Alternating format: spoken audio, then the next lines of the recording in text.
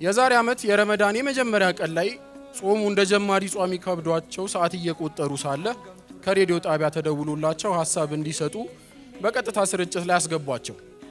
እንደምንም ከራብ ጋር እየታገሉ ሐሳባቸውን ሰጥተው ሲያበቁ አንዱ ጋዜጠኛ ለሐሳቡ በጣም እናመሰግናለን፣ በመጨረሻም ረመዳንን ምክንያት በማድረግ ምን የሚለውን ነሺዳ አንጋብዞ ሲል በድንገት ጠየቃቸው። እሳቸውም አላንገራገሩ የመግሪብን አዛን ጋብዙኝ። አላሁ አክበር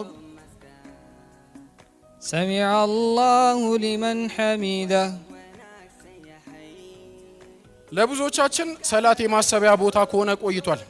ሸይጣን ራሱ ሰላት ላይ ሆነን ሊያሳስተን መጥቶ በሐሳቦቻችን ረቂቅነት ተሳስቶ ሊመለስ ይችላል።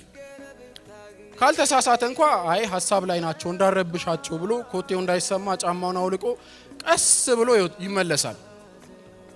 ብዙ ሰው ደሞዙን እንዴት እንደሚያብቃቃ የሚያስበው ሰላት ላይ ነው። ባለሱቆች ሂሳብ የሚሰሩት ሰላት እየሰገዱ ነው። ገጣሚዎች ሐሳብ የሚመጣልን ሰላት ላይ ስንቆም ነው። የሀገሪቱ መሰረታዊ ችግር መፍታትና መጻኢ ዕድሏን በትኩረት ማሰብ ከፈለገ መንግስትም ሰላት ላይ ቆሞ እንዲያስብ ከልምድ ተነስቼ እመክራለሁ።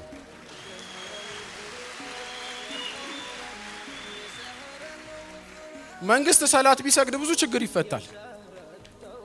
አንዳንዴ ሰላት ላይ ቆሜ ስንተኛው ረካ ላይ እንደሆንኩላ ይጠፋኛል። የሰላት አንዱ ጥሩ ነገር ሰላት ላይ ቆመን የምናስበውን ነገር ሌላ ሰው አለመስማቱ ነው። አምና ረመዳን አልቆ የኢድ ቀን እየሰገድን የባረቀው አስለቃሽ ጭስ ሲለቀቅ ሰላት ላይ ሆኜ ያሰብኩት ሐሳብ ለኔም ይገርመኛል። ግድ የለም ይባርቅ፣ ግን የበዓላት ቀን ላይ በዓሉን በደስታ እንድናሳልፍ አስለቃሽ ጭሱን በአስቂኝ ጭስ ቢተኩልን ምን አለበት? በዓልም አይደል? የኔ ያሰብኩት ሰላት ላይ ሆኜ አስቂኝ የሚባል ጭስ ቢኖር አስቡት። የጸጥታ ኃይሎች እየሳቅን ስንሮጥባቸው አሳደው ይዘውን በዓሉን ምክንያት በማድረግ መሬት ላይ አስተኝተው እንደ ሕፃን ሲኮረኩሩን።